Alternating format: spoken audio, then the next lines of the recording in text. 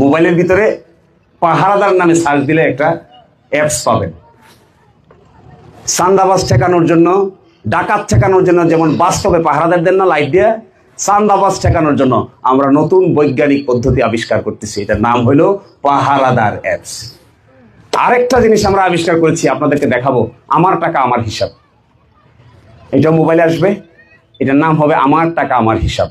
আপনি ঘরে বসে জানতে পারবেন শাল্লা থানার জন্য কত টাকা বরাদ্দ হয়েছে, এই বরাদ্দকৃত টাকা কিভাবে খরচ হয়েছে আপনার মোবাইলে দেখতে পাবেন। ধীরাই, আমি তো আসলে আসছি নতুন রাজনৈতিক ব্যবস্থা গড়ে তুলতে, হিন্দু মুসলমানের পার্থক্য করা তো আমার কোনো কাজ না। ধীরাইতে সাল্লায় মিলে যে সংসদীয় আসন হবে সারা বাংলাদেশের সবগুলোকে আমরা এখানে নিব। ধীরাই সাল্লাহ আসনের মধ্যে বছরে কয় টাকা বরাদ্দ হয়, এই কয় টাকা কিভাবে খরচ হয়, এই মোবাইলে আমার টাকা আমার হিসাব নামে একটা অ্যাপস হবে।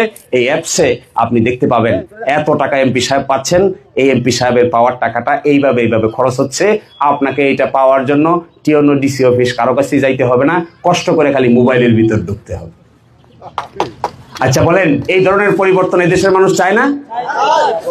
তো এই জন্য তো আসলাম। হিন্দু মুসলমান কি এটা আবার? এই অ্যাপস কি, এই মোবাইল অ্যাপস কি হিন্দু আরেকটা ব্যবহার করবে, মুসলমান আরেকটা ব্যবহার করবে নাকি? আরে কি পাগলের দল এগুলো! এগুলোর মাথার মধ্যে গ্যাস্ট্রিক ছাড়া আর তো কিছু দেখি যায়। সাধারণত গ্যাস্ট্রিক পেটে হয়, কিছু কিছু লোকের গ্যাস্ট্রিক মাথায়ও হয়। তো এইটা একটা মাথায় গ্যাস্ট্রিক, মানুষের মাথায় ঢুকাচ্ছে হিন্দু মুসলমান। আরে মানুষের হাতে তো মোবাইল অ্যাপস, মানুষের হাতে আইসা বলবে যে কে কার চাইতে উন্নত কিছু ডেভেলপ করতে পারে, এটা না বলবে মানুষকে। আইসা বলবে ঠিক আছে শিশিরমণি সাহেবরা পাহারাদার অ্যাপস দিছে, আমার টাকা আমার হিসাব অ্যাপ দিছে, আমরা দিলাম তোমার টাকা আমার হিসাব। দেওয়ার একটা এরকম অ্যাপস বানায় মানুষকে দেও দেখি। যদি মাথায় জোর থাকে, কোমরে জোর থাকে, মাথায় বুদ্ধি থাকে, পেটে শক্তি থাকে, আর মেরুদণ্ড শক্তিশালী থাকে, একটা ভালো জিনিসের এগেইনস্টে আর একটা ভালো জিনিস দাঁড় করাও দেখি। যদি পারো তাহলে আমরা এটা গ্রহণ করে নিব, নাকি ভালো জিনিস গ্রহণ করতে আপত্তি আছে? আর যদি না পারো তাহলে এই আজাইরের কথা কে? হিন্দু মুসলমান? এই আজাইরের কথার মানে কি? এই আজাইরের কথা বলে কাকে, কে বাবু আর কে সাহেব, এইটা শুই না, এটার মধ্যে পার্থক্য করে তোমার লাভ কি হচ্ছে যে বলছো?